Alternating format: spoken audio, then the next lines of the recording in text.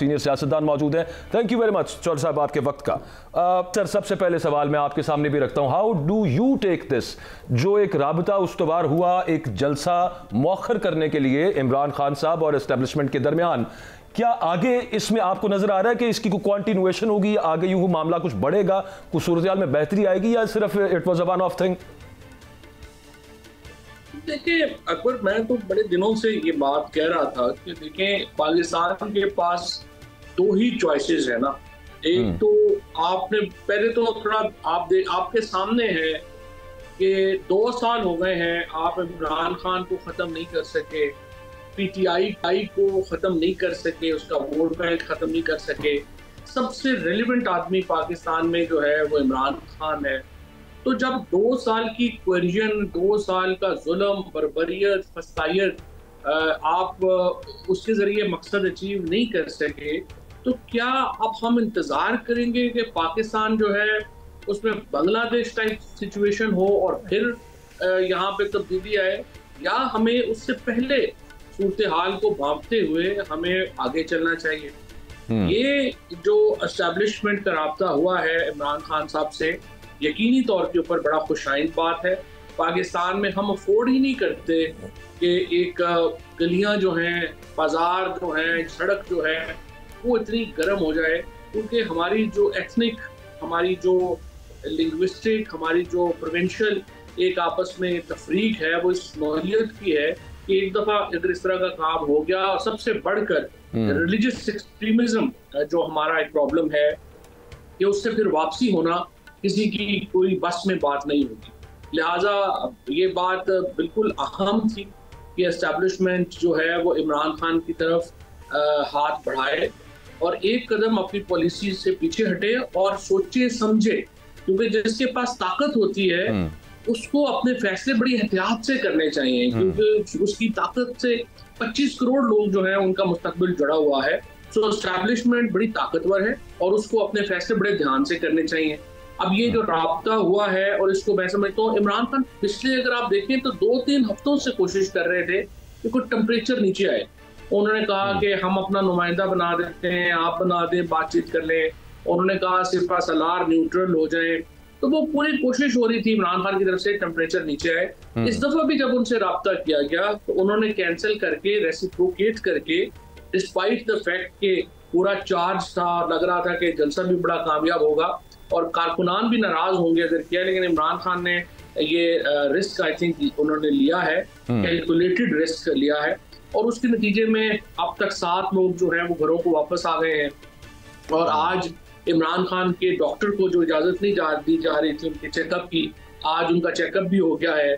उनको जो चीजें कुछ वो मांग रहे थे, टूथब्रश वगैरह, वो भी उनको जो है वो प्रोवाइड कर दी गई। डंबल नहीं मिले अभी तक? डेफिनेटली डंबल मेरा ख्याल परसों मिल जाएंगे इंशाल्लाह। अच्छा, गुड। तो ये अब ये जो है ना अपना, आई थिंक कि कुछ ना कुछ तो है जिसकी पर्दादारी है, और कुछ ना कुछ है जो कि बात जो है वो आगे बढ़ी है। फिर इसमें से जैसे एक चीज समझ आती है ना, वो जो पावर टॉक्स टू पावर वाला मामला, मैं यहाँ पे कोई इंस्टिगेशन के पॉइंट ऑफ व्यू से बात नहीं कर रहा, लेकिन मुजाहमती सियासत होगी तो फिर उसके बाद कुछ आगे दरवाजे मजीद खुलेंगे। जो अभी हुआ है ना, उसी की वजह से हुआ कि आप जलसे का एक पूरा इतनी हाइप थी, बिल्डअप था, जिसके बाद ये राब्ता हुआ, जो कि खुशगवार है, बट वो हुआ जिस वजह से मैं उसकी तरफ इशारा कर रहा हूँ कि आगे फिर थोड़ी सी मुजाहमती सियासत होगी, एजिटेशनल कह लें आप उसको, तो फिर मामला शायद मजीद बेहतर हो। क्या ख्याल है आपका? देखिए, मसला यह है कि 2 साल से मुजामत ही हो रही है, और इतनी बर्बरियत और फसायत जो पीटीआई से बरती गई है, उसके बावजूद अगर वो लोग खड़े हैं, अगर उसके बावजूद इमरान खान सबसे पॉपुलर हैं, तो ये तो मजामत की एक अलामत है ना। इमरान खान टूटे नहीं हैं, वो झुके नहीं हैं। स्ट्रीट एजिटेशन है नहीं, स्ट्रीट एजिटेशन जो है वो भी एक मुसलसल सिमरिंग हो रही है।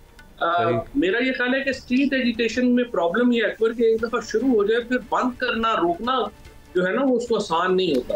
तो ये बड़ी एक, आई वुड से कि हमारी जो हिस्ट्री है वो बड़ी इस पे, चाहे वो आप बंगाल में 1946 से शुरू हो जाए और फिर आप एंड तक जाएंगे। देखें, ये पाकिस्तान में, हिंदुस्तान में, बांग्लादेश में इसकी हिस्ट्री जो है वो बड़ी अच्छी नहीं है, और असूली तौर के ऊपर किसी को भी ये नहीं सोचना चाहिए कि और दूसरा जो अभी प्रॉब्लम हुआ है, जो आपने सुप्रीम कोर्ट के सामने देखा, जिस तरह से एक्सट्रीमिस्ट फोर्सेस ने अपनी ताकत का इजहार किया, असल प्रॉब्लम पाकिस्तान में ये भी है कि ये ना हो कि एजिटेशन शुरू तो कोई और करे और ले एक्सट्रीमिस्ट जाए, तो फिर वो पाकिस्तान एक एटमी ताकत है, इस तरह का कोई भी जो जेस्चर है वो हम अफोर्ड नहीं कर सकेंगे। इट्स वेरी इंपॉर्टेंट कि हम स्ट्रीट के ऐसे मामला को आगे ना बढ़ाएं, बल्कि अमन अमान से चीजें आपस में तय करके आगे चलें। बिल्कुल ठीक। फवाद भाई, आप एक सीनियर सियासतदान हैं और चीज़ों को बड़ी बारीक बीनी से देखते हैं। मैं ये आपसे ये जानना चाहता हूँ कि एक तरफ मुझे मौलाना फजलुर रहमान साहब जो है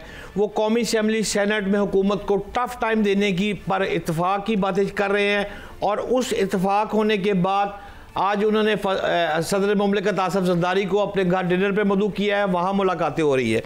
अच्छा, पूछना आपसे ये चाहता हूँ कि ये बड़ेपन का जो किरदार अदा कर रहे हैं मौलाना फजलुर रहमान साहब, आप इसको किस निगाह से देख रहे हैं? क्या खान को ट्रैप करने की कोशिश की जा रही है, या ये वाकई को मामला फजलुर रहमान साहब को किस निगाह से देख रहे हैं, ये उनकी आनिया और जानिया? देखिए, मौलाना फजलुर रहमान जो है वो एक हार्डकोर पॉलिटिशियन है।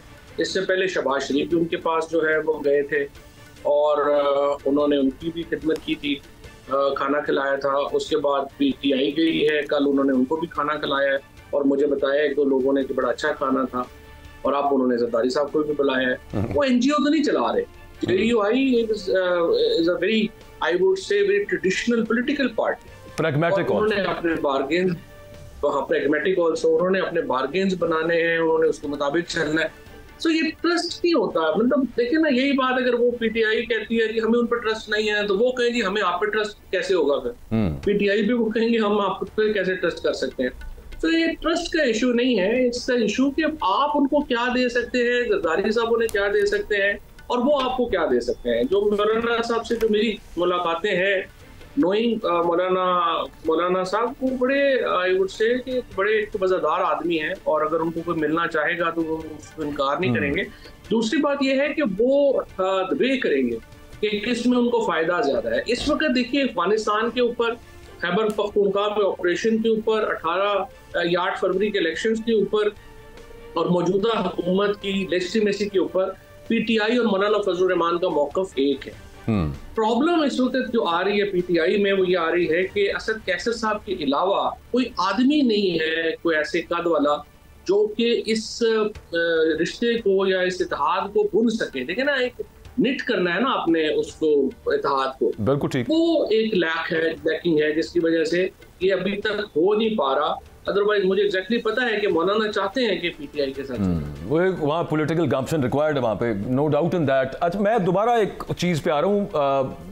हर एक के हम एज जर्नलिस्ट चूँकि इसको फेस कर चुके हैं, बहुत सारे हमारे कॉलीग्स, उसके अलावा ये जो अभी आपने भी बात की कि 7 लोग वापस आए, चलें हम यहाँ पे हुस्न ज़न रख लेते हैं कि वो इसी वजह से आए कि गलत पॉलिसी थी, यूं नहीं होना चाहिए तो वापस भेज दिया। अभी भी खैर काफ़ी सारे नहीं आए, लेकिन अदालतों का चौर साहब इसमें कोई किरदार नहीं है। ये अजहर माशवानी के 2 भाई 6 जून से लापता हैं, उस पर इस्लामाबाद हाई कोर्ट आज की अगर मैं बात करूं तो उन्होंने हुकूमती इदारों की बेहिसी को अफसोसनाक करार दिया। साथ उन्होंने कहा कि जनाब चीफ एग्जीक्यूटिव की इस तरफ तवज्जो नहीं है सही तरह से।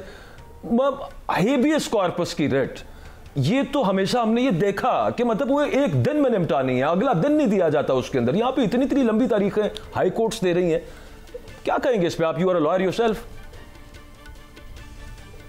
यहाँ तो टॉर्चर नॉर्मलाइज हो गया है, लेकिन इतने ज्यादा आई वुड से कि इसको आसान हो गया है और परवाह ही नहीं है। अक़वाम मुत्तहिदा कह रही है, आलमी दुनिया का कंसर्न आ रहा है और यूं लगता है कि कोई कंसर्न, यहाँ पे कोई प्रॉब्लम ही नहीं है। और ऐसे ही होता है जब आप पावर में होते हैं, तो आप, जो मैंने पहले आपसे बात की कि देखिए बड़ा इंपॉर्टेंट होता है कि पावर में लोग अकल और दानिश अपनी जो है वो उससे वो हाथ से ना जाने दें। लेकिन चूंकि यहाँ पे अभी तक जो 2 सालों में हमने देखा है कि एक ही पॉलिसी है, उठा लो, पकड़ लो, मार दो, ये कर दो, वो कर दो, और सुबह से लेकर रात तक हुकूमती तर्जमानों का भी आप देखें तो यही होता है। आज ये गिरफ्तार हो गए, फिर ये पकड़े जाएंगे, फिर शाम को मिलिट्री ट्रायल कर दो, रात को फांसी लगा के 2-3 लोगों को सोते हैं।